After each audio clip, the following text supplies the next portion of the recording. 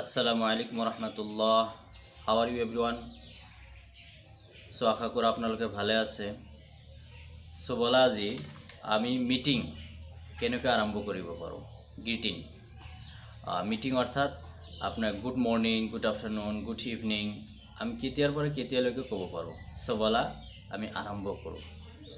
So good মৰ্নিংটো good morning, good morning, good মৰ্নিংটো আমি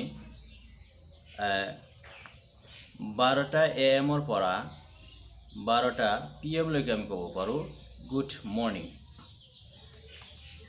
কিন্তু স্পোকেন ইংলিছত এটা ইংলিছ দুই প্ৰকাৰ হয়, এটা ইনফৰ্মেল আৰু এটা হ'ল ফৰ্মেল ইংলিছ। ইনফৰ্মেল ইংলিছ আৰু এটা হ'ল ফৰ্মেল ইংলিছ। ফৰ্মেলত আমি ক'ব নোৱাৰোঁ, কিন্তু ইনফৰ্মেল ইংলিছত আমি গুড মৰ্নিংটো যেতিয়া কোনোবাই এজনৰ লগত ফাৰ্ষ্ট টাইম দেখা হোৱাৰ লগে লগে আমি গুড মৰ্নিংটো ক'ব পাৰোঁ। ফৰ এক্সাম্পল মোৰ বন্ধু আছে জুনেদ, তো জুনেদৰ লগত মোৰ 2 দিন হ'ল দেখা হোৱা নাই। 2 দিন পিছত যেতিয়া প্ৰথম দেখা হ'ব জুনেদৰ লগত, তেতিয়া ক'ব পাৰিম যে good morning, how are you Junaid. তো এইকাৰণে এইটো গুড মৰ্নিং ফুল ফৰ্মটো হ'ল it's the very first greeting of the day. এইটো দিনৰ প্ৰথম ভাগত আমি গুড মৰ্নিংটো আমি ক'ব পাৰোঁ।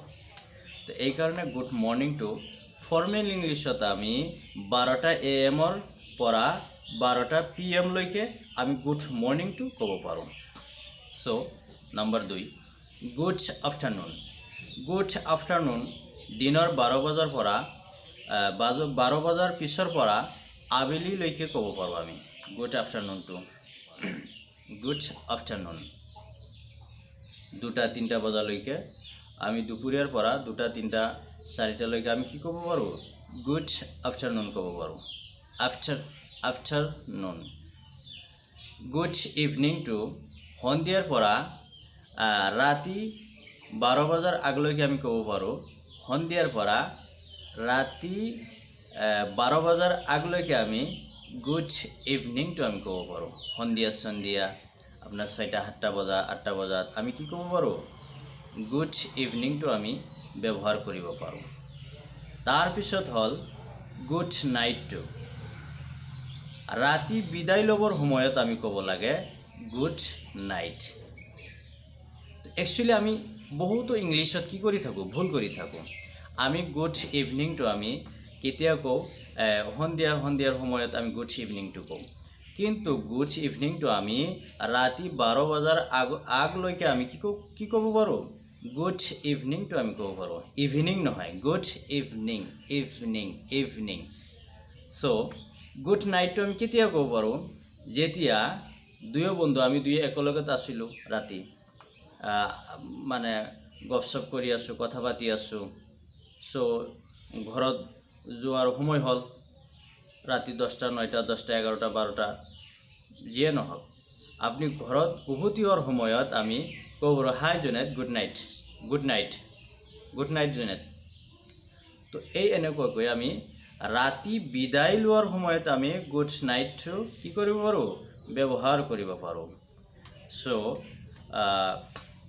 গুড বাইটো আমি কি ক'ব পাৰোঁ, গুড বাইটো আমি সদায় ব্যৱহাৰ কৰিব পাৰোঁ।